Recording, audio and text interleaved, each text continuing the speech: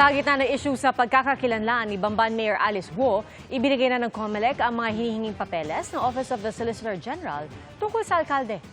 Nakatutok si Mav Gonzalez. Nakapagsumiti na ang Commission on Elections o COMELEC sa Office of the Solicitor General ng mga dokumento kaugnay kay Bamban Tarlac Mayor Alice Guo. Sabi ni COMELEC Chairman George Garcia, kasama sa mga isinumite nila ang Certificate of Candidacy at SOSE o Statement of Contributions and Expenditures ng alkalde. These are public documents and therefore kami po ay obligado na i-provide dyan sa isang ahensya ng pamahalaan, lalo pa na ang purpose ay mag-file ng necessary case. Nauna nang sinabi ni Solicitor General Menardo Guevara na kumakalap na ng impormasyon ng opisina niya ukol kay Guo. Sa ilalim ng batas, OSG lang ang pwedeng maghain ng quo warranto petisyon laban kay Guo. Pwedeng questionin yung eligibility.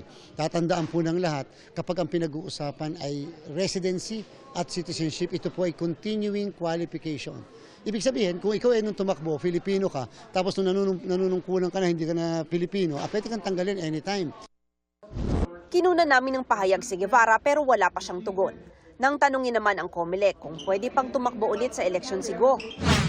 Sa mga kandidato na sa palagay nila medyo may duda sa kanilang mga qualification, better na wag na lang mag-file. Yung mga iba pang kandidato at kung sakali naman na gusto nilang masettle, okay lang din na mag-file ng candidacy kasi para once and for all, masettle yung issue.